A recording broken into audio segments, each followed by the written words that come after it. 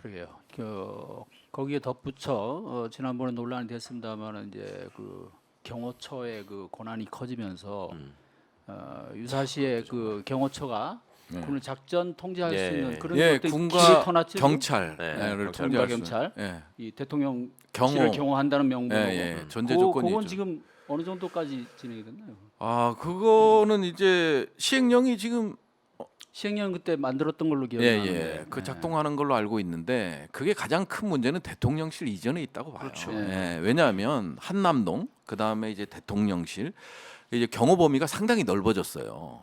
그러다 보니까 이제 또 무인기까지 침투하죠. 뭐 이런 상황이 이제 악재가 계속됐죠. 그러니까 어떻게 협조 관계 속에서 협의 관계 속에서 대통령을 어떤 보좌한다는 게 경호를 한다는 게 상당히 어려운 상황에 닥친 거예요. 그래서 이런 위기 상황에서는 군과 경찰을 통제할 수 있다. 이게 통제한다는 게 결국은 뭐냐면 인사권까지 그렇죠. 갖고 가는 거거든요. 그러면 이건 상당히 위험한 거거든요. 위험한 발상이고 또한 뭐냐면 김영은 경호처장의 어떤 무소불위의 권력, 즉 예를 들자면 제가 서울경찰청 출석을 했는데 경호처장이 피해자라는 걸 처음 알았어요. 저는 대통령인 줄 알았는데 그 천공 의혹의 피해자다. 예, 피해자가 누군지 아시냐 물어보더라고요.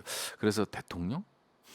왜냐하면 대통령실에서 고발을 했으니까. 비서실장. 그럼 고발인은 누구냐고 물어보더라고 저한테. 김대기 실장으로 알고 있다. 그러면 피해자는 누구냐? 그 대통령? 그랬더니 경호처장이래요. 근데 제가 이제 우리 대변인 할 때 장관께서 기사에 나오고 서욱 장관이라는 이름이 박히면 이걸 명예훼손인데 명예훼손으로 그거를 이제 법적으로 고소나 고발을 하고 싶은 거예요. 그랬더니 이제 우리 법무관 제가 존경하는 법무관께서 하신 말씀이 국가기관이 개인의 명예훼손 갖고는 하는 게 아니다. 아니다라고 얘기를 하는 거거든요. 근데 김용현 같은 경우 보세요. 이게 경호처장이잖아요. 스텝이란 말이에요. 스텝이 대통령은 하나의 기관이잖아요. 권력이고 그러다 보니까 대통령에 대해서는 명예훼손을 가능하죠. 대통령실에서. 근데 경호처장이 피해를 봤다는 거를 대통령실에서 해준다는 게 그만큼 제2의 차지철이라 저는 그렇게 보는 거예요. 그래서 경호처장을 하는 것도 일종의 군과 경찰 이런 권력기관들을 전체적으로 자기 손아귀에 놓고 움직이겠다라는 그런 발상이 아니면 저는 불가능하다 보여지거든요. 그래서 이제 구조적으로 봤을 땐 아까 말씀드렸다시피 대통령실 이전에 따른 경호의 어려움과 그 다음에 이제 개인적 인간적 관계에 있어서는 경호처장의 어떤 무소불위 권력을 잡고자 하는 탐욕 뭐 이런 것들이 종합적으로 돼서 시행령이 만들어지지 않았나 저는 이렇게 분석하고 사실은 그 차지철이라는 사람이 경호실장으로 있으면서 그 군인 경찰 모아놓고 국기개양식하고 맞습니다. 그런 게 완전 흑역사로 남아 있지 않습니까? 네. 그리고 그거를 극복하기 위해서 그 뒤에 이어진 정권에서 조금씩이라도 계속 이게 변화를 하면서 이거를 조정을 하면서 발전을 해왔거든요. 예. 그러니까 이게 상대적으로 권위주의적인 정권으로 돌아가면 경호처장이 꼭 경찰이나 군의 인사에 등장하는 장면들이 나오죠. 예. 근데 박근혜 이명박 때 여전히 그랬었잖아요. 그렇지만 그게 지나가고 나면 경호처장이라는 사람은 그냥 그야말로 대통령 경호를 위해서 대통령 행사 때나 뒤에 따라다니는 모습으로 보일 뿐이지 국민들께서 보실 일이 잘 없단 말이에요, 원래.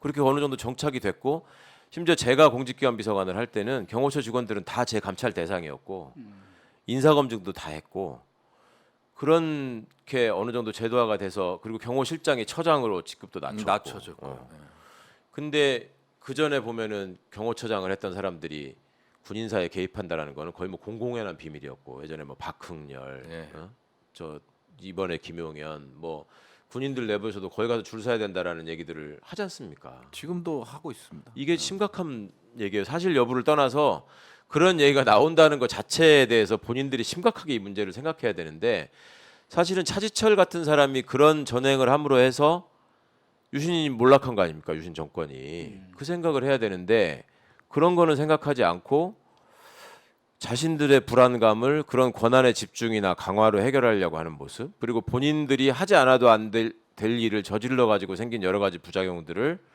국민들을 겁박하고 진실을 얘기하는 사람들을 억누름으로 해서 이걸 모면할 수 있다고 생각하는 발상 이런 것들이 한두 번이 아니고 지금 계속되고 있잖아요. 바이든 날리면 사태도 있고 최근에 또 미국 기자하고 인터뷰하면서 네. 거짓말한 것도 있고 이게 기본적으로 통수권자로 돼 있는 지금 대통령의 기본 정서기 때문에 이거를 극복할 수 있는 사람이 기존의 군 출신의 그 출세지향적 마인드로서는 불가능하죠. 이게 굉장히 위험한 거죠 지금.